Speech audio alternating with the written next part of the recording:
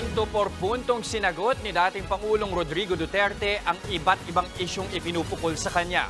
Kabilang ang investigasyon ng International Criminal Court sa kanyang war on drugs at umano'y planong kudeta laban sa Administrasyong Marcos.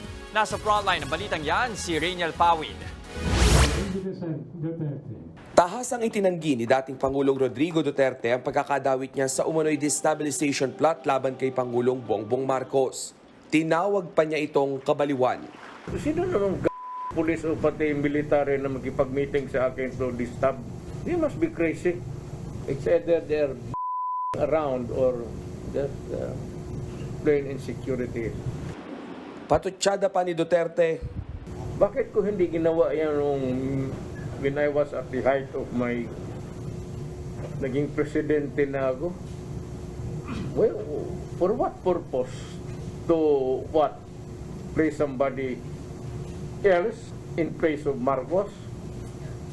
I'm comfortable with Marcos. Why should I replace him? And who am I to replace him at this time of my life? Sinabi ito ni Duterte sa pinatawag niyang press conference kahapon sa Davao City. Nauna nang itinanggi ni Duterte noong November 7, 2023 ang alegasyon ng partisipasyon niya sa umano'y nilulutong kudeta ng ilang miyembro ng militar. Sa isang programa sa SMNI, sinabi ni Duterte na hindi niya alam kung paano nadawit ang kanyang pangalan sa issue. Pero inamin niyang may mga nakakausap siyang mga retiradong general. Reaksyon niya ni Duterte sa pahayag ni Armed Forces of the Philippines Chief of Staff General Romeo Bronner Jr. noong November 3 na may naririnig daw silang mga destabilization effort laban kay PBBM. Bagay na nilinaw ni Bronner at sinabing misquoted lang siya.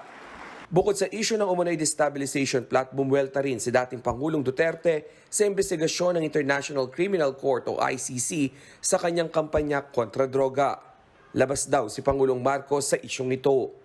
Marcos has nothing to do with the ICC. Huwag na natin bigyan ng importansya yung ICC. It is the ICC interfering in our private affairs in the sense that it intrudes into the sovereignty of the other nations.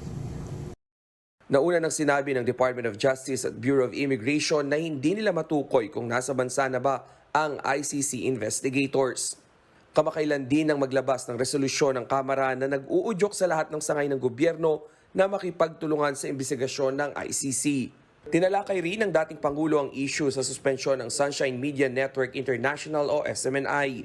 Gusto raw itong pag-usapan ni Duterte kasama si Pangulong Marcos.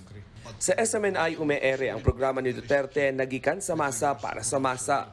Paglilinaw din niya hindi siya nilapitan ni Kingdom of Jesus Christ leader Pastor Apollo Kibuloy na bagamat hindi corporate officer ng SMNI, itinuturing naman daw nilang honorary chairman.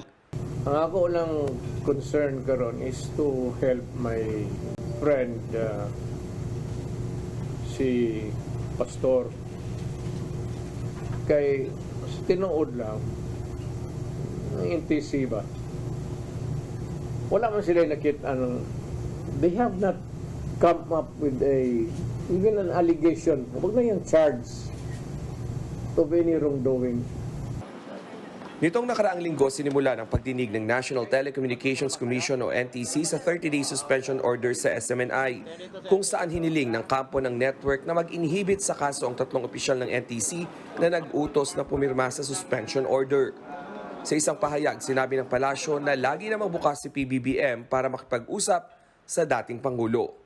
Kokontakin na raw ni Pangulong Marcos si dating Pangulong Duterte para tanungin ito kung gusto niyang makipagpulong. Nagbabalita mula sa Frontline, Rainiel Pawid, News 5. Mga kapatid, Jess De Los Santos po. Iba na ang may alam at may pakialam sa panahon ngayon. Para sa tuloy-tuloy na balitaan sa Frontline kahit weekend, mag-follow at mag-subscribe sa social media pages ng News 5.